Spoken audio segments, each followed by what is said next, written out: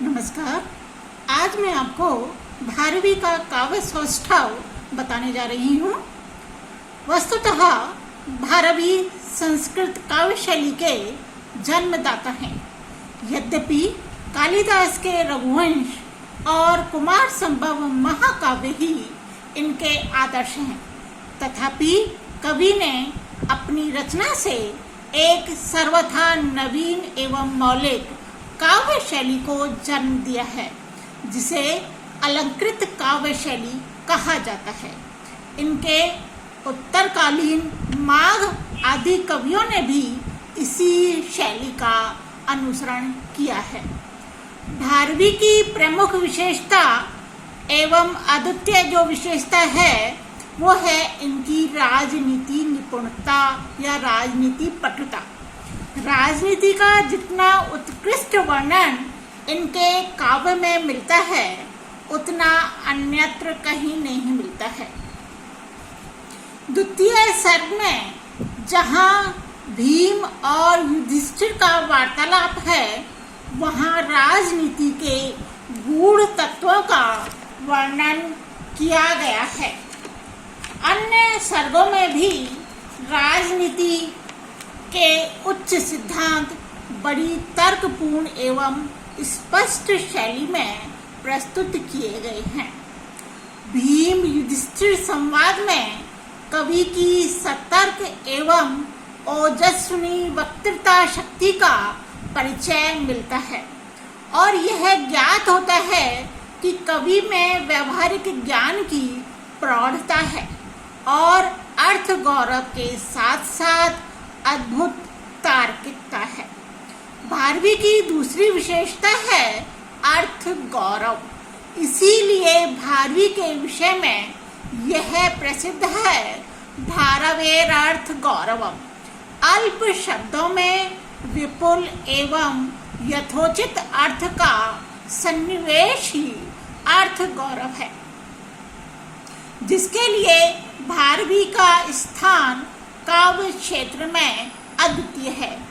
अपने नैतिक एवं व्यवहारिक ज्ञान के आधार पर भारवी ने अपने महाकाव्य में सुंदर सूक्ति में उपदेशपरक अनेक वाक्यों का प्रयोग किया है, जो कि सदा स्मरणीय एवं प्रयोग आ रहे हैं।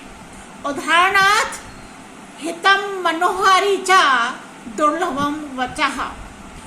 दूसरा वाक्य मैं जो आपको इनके विषय में बतलाने जा रही हूँ वह है समुन्नयन भूतिमनार संगमात वरम विरोधो अपि समम महात्मा भी।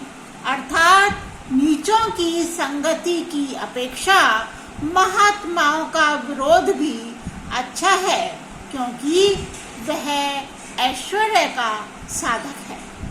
अन्य जो इनकी सूक्ति है जो कि प्रसिद्ध है वो है वसंती ही प्रेमणी प्रेमणी प्रेमणी गुणाना वस्तुनि। प्रेम में गुण बसते हैं, ना कि वस्तु में। तो इसके अतिरिक्त भारवी का जो प्रकृति चित्रण है वह भी रमणीक है।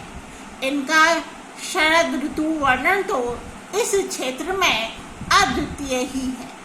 अन्यत्र भी प्रकृति के रमणीक चित्र हैं, पर इनमें प्रकृति का उद्दीपन रूप ही अधिक देखा जाता है और ये चित्र अलंकारों से अलंकृत हैं। वस्तुतः अलंकार प्रियता तो भारवी की निजी विशेषता है और अपने उत्तरकालीन कवियों को यह उनकी अपूर्व देन भी है। ऋतु वर्णन में उपमा, श्लेष, उत्प्रेक्षा आदि अलंकारों की भरमार है। साथ ही भारवी चित्र काव्य लिखने में भी सिद्ध हस्त हैं। इनके काव्य का 15वां सर्ग पूरा चित्र काव्य ही है। प्रयत्न साध्य अलंकारों के प्रयोग आधिक्य से इनका काव्य कहीं कहीं अति कठिन हो गया है। टीकाकार मल्लीनाथ ने इनके काव्य को नारिकेल फल सदृश कहा है। नारिकेल फल सन्निभम वचो भारवे। भारवी में भाषा में भी हृदयग्राही लालित्य है और वह कोमल तथा उग्र दोनों ही प्रकार के भावों की अभिव्यक्ति में सक्षम है। भारवी ने प्रसन्न गंभीर पदा सरस्वती कहकर अपनी भाषा तथा शैली का आदर्श बतलाया है। अर्थात उनका कहना है कि पुण्यात्मा लोगों की वाणी प्रसन्न तथा गंभीर पदों से युक्त होती है। उसमें शब्द सौष्ठव और अर्थ गांभीर्य रहता है। यद्यपि किरातार्जुनीय में अनेक छंदों का प्रयोग है, तथापि कवि को वंशस्थ छंद बड़ा ही प्रिय है।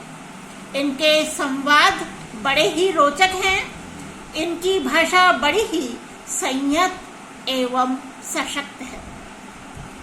सारांश यह है कि यद्यपि वर्णनों के अति विस्तृत होने से तथा अलंकारों के प्रयोग आधिक्य से कवि का वर्ण विषय दब सा गया है, फिर भी अर्थ गौरव व उनका ऐसा जो अद्वितीय गुण है जो हमें कहीं अन्यत्र देखने को नहीं मिलेगा।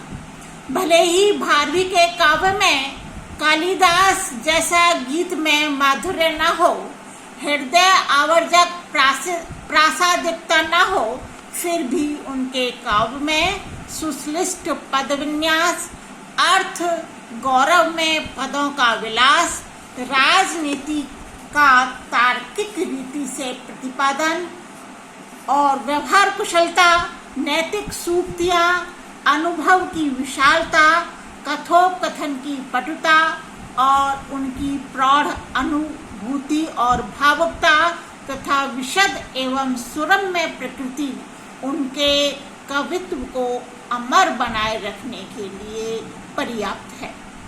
भाषा पर कवि का पूर्ण अधिकार है। उत्फुल स्थल नलिनी वनाद भुष्मा दुधूतः सरसिज संभव परागः वात्याभिर्व्यति विवर्ततः समन्ता दाधत्ते कनक में आत्र पत्र लक्ष्मी। ये जो श्लोक है, इससे प्रसन्न होकर के काव्य रसिकों ने इन्हें आत्र पत्र भारवी के नाम से अभिहित भी किया है।